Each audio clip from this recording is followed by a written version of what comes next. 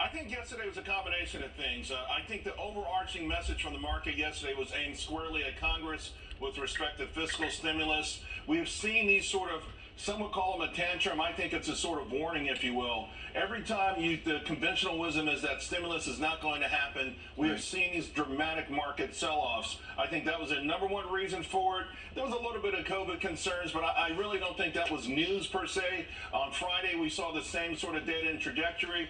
I do believe earnings are coming out. They've been great, but we've had an amazing run in the market. So, and of course, election jitters. They're obviously building up.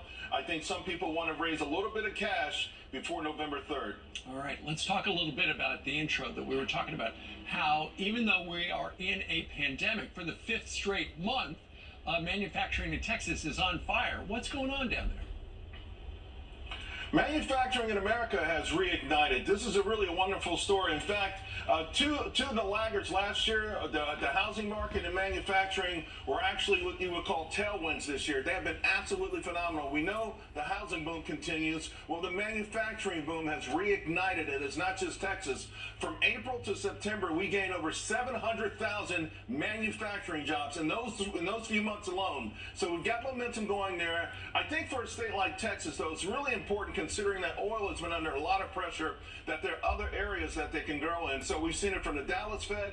The Philadelphia Fed report out last week came in more than 100% better than Wall Street anticipated. So we've got a couple of spots in this country, the housing boom, construction boom, and manufacturing, that are really coming on like gangbusters. Yeah, and I remember people predicted that manufacturing jobs were gone for good. What about your town hall? I know you have that today at 2 o'clock on Fox Business. It's called America Votes Together. What can we expect?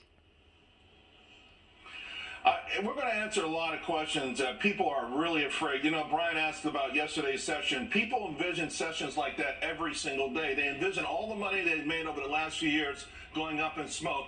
And it's not just their stock portfolio. They're worried about what happens with their 401k. If you read the Biden plan, it does go after and attack 401ks in a way that is harmful to most Americans. They're worried about their jobs, their job creation. What people don't realize is right now we're in a business entrepreneurial boom. You should see entrepreneurship, but this year up 38%.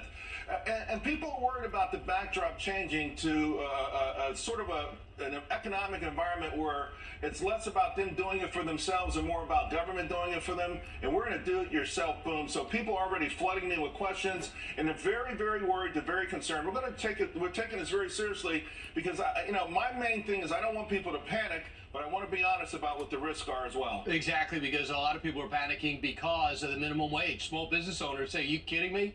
$15 minimum wage. All my employees who are already strung out, depending on the industry, now everybody gets a raise, and there goes his small margin or her small margin of profit." That's what Joe Biden will bring to the table.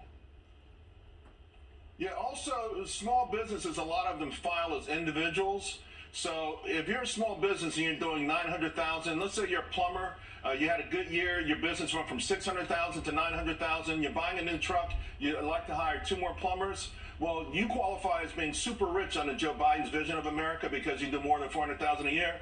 Those plans are scuttled. They're totally evaporated. And if you happen to do business in a state like New York and New Jersey, forget about it. You are completely derailed. So yeah, small businesses are going to be crushed potentially by these new tax schemes. All right, so Charles, you want folks to send you emails with questions for today, right?